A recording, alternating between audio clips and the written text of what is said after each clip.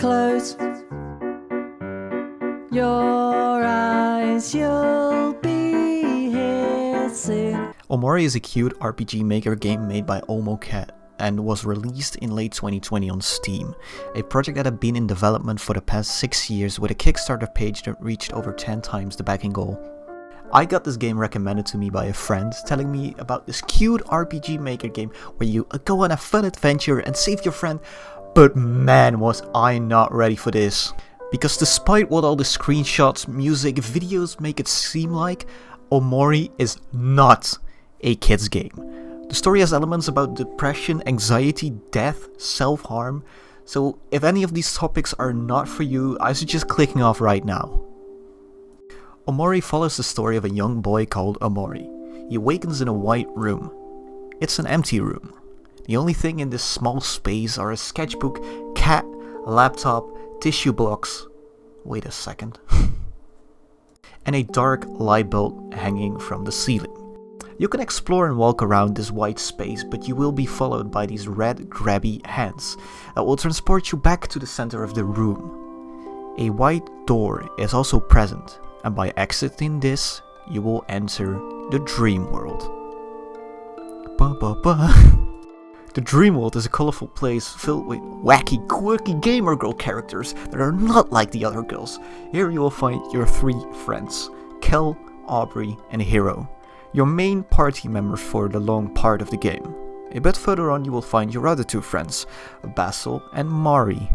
Oh damn, she kinda cute though. And the adventure begins. The gameplay of OMORI is much like any other RPG Maker game, but the most similarities will strike between Mother. Your basic RPG turn-based combat system where every party member has a different role. But instead of your normal tank, healer, warrior, mage roles, OMORI has a different system. The emotion system. Oh my god, look at this graph! Every party member has a different set of emotions, happy, sad, and angry. Where this is pretty much a rock, paper, scissors lineup where happy beats anger, anger beats sadness, and sadness beats happy. Don't know how that works, don't ask me, game logic. This affects the combat in a way where enemies are not static emotion all the time, but you and the enemy as well can inflict emotions on each other, so to each gain a upper hand in combat. This creates a dynamic combat system which can be used on various enemies and bosses, which there are a lot of, like Big Blend, Space Simp, Princess Fuck You, Sharkman, Flex, and a lot more. OMORI's exploration system has you a lot of running around exploring the dream worlds and its inhabitants, which also feature, drumroll, fetch quest. Yeah. These weren't really that tedious to be honest though, because most of them had some funny story around them where the characters are interacting with each other. And it has you exploring various areas like generic forest, space, Pink's Landing, the bottom of the ocean, and the inside of a whale. You know, your generic RPG areas, locations. After you meet up back with Mari and Basil at the playground, you look at some pictures of the group together. Here it becomes quite obvious that Omori is the odd one out of the group. He lacks any color in contrast to his friends, who are almost like they are drawn with markers. And on every picture he lacks any type of facial expression.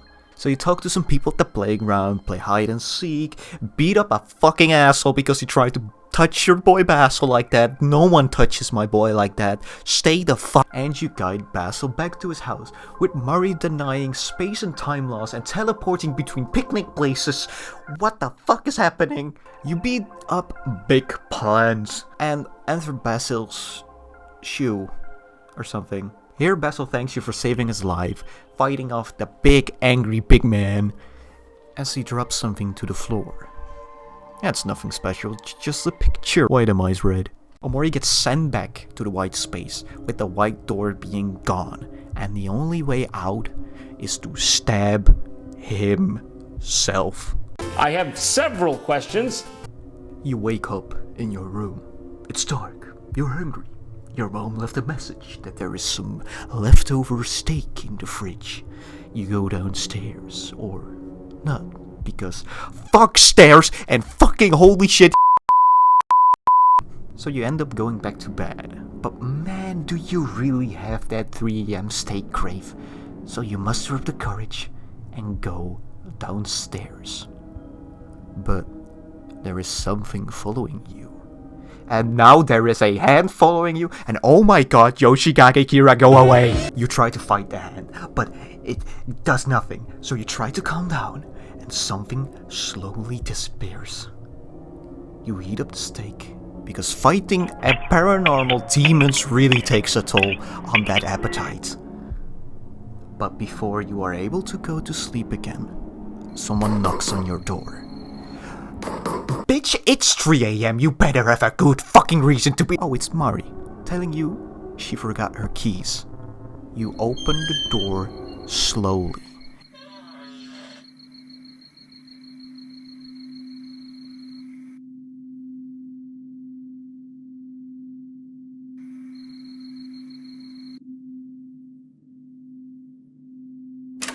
Fuck, nope, open, what? This was the moment I was pretty much sold on the game. You go back into the dream world and find out Basil is missing. Finding him is now your main goal of the game.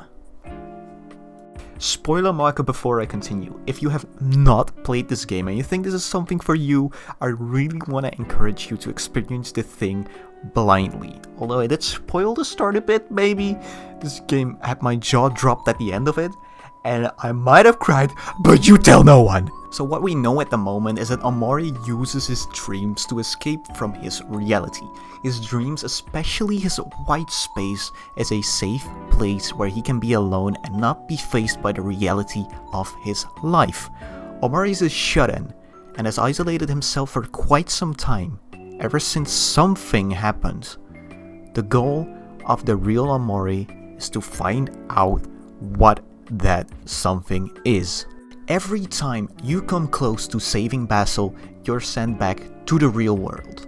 Here, you found out that Kel, Aubrey, Hero, Basil, and Mari aren't just fictional characters, but Omori's, or rather Sunny's, real friends. Here you see that all the characters from the dream world are based on characters in Sunny's real world, like people, magazines, characters, objects, places. Sunny has isolated himself for years now, so all his friends are grown up. But it is my boy Kel that comes up and asks Sunny to hang out, since Sunny will be moving away in a few days. Here you see that his friends have changed. Aubrey has become a fucking misunderstood teenager. Basil is filled to the brim with anxiety. Hero is, well, he's still Hero. And Mari is dead. Wait, what? Mari's dad is the one thing that drove the friend group apart. And everyone used their own method of dealing with it. Aubrey is her angsty teenager phase and got angry at everyone for leaving her. Kel is a smooth brain, but he stayed positive cause sadness will just slide off his brain. And the hero had a big sad moment. But Basil got filled with fear, anxiety, and stress. And Sunny? With Mari being Sunny's bigger sister, he completely isolated himself from the world into his white space. But why is Basil filled with so much fear following the death of Mari? Throughout your adventure in the dream world, something is also following you there. And it is not until you face your dark past that you find out what that something is. Here are the major spoilers. If you don't want this story ruined for you, please click away right now because holy shit, it is insane. When you go back to Basil's house after exploring all the areas, you are faced with the truth. While the white space is a place where Omori is safe from all his problems, black space is the complete opposite. A place where Omori is by the truth. The truth of what happened to Mari. Here we face a shadowy figure that looks like Basil, telling us that we lied, we tore him apart, and that now we are leaving him behind. With so much fear and guilt, and oh my god, that boy ain't got a head anymore, what the fuck? And Omori takes control of the dream world by becoming Yoshigage Kira. Go away! You end up going to Basil's house in the real world to find out what it is. But Basil will not speak to anyone, not even his friends. So you stay the night with your friends, and that's when you learn the truth. You were the one that killed Mari. You pushed her down the stairs after an argument, and Basil was there. After finding out she wasn't breathing anymore, Basil came up with a plan. A plan to try and minimize the damage of the situation. But a plan that was so outlandish, only a 12-year-old would come up with it. They dragged Mary outside, found a tree, grabbed a jumping rope, and staged a suicide. What the fuck? Holy shit, wait, no, this is insane, what? At this point in the game, you have a few options for an ending. You can either confront Basil and face it together, or you can go home and let Flower Boy gain the end himself. But that ain't in the picture, so we go in and save his ass. My eyes! This is when you come face to face with Omori. Omori is a representation of all the guilt and self-harm Sunny has acquired over the years. Nothing to level up. And it is your last time to face it all. This battle is unbeatable, but we will not give up. So you come back again and again until... Are you winning, son?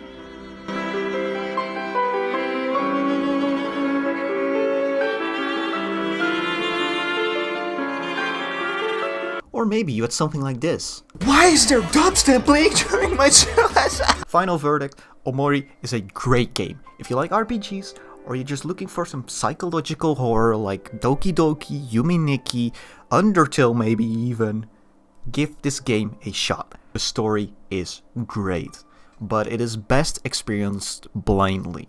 There is a replayability value in the game, as there are multiple endings and multiple routes you can take throughout the game, and random events that can happen in every single playthrough. The art style of the game is cute, hand-drawn, and the music is insanely vibin'.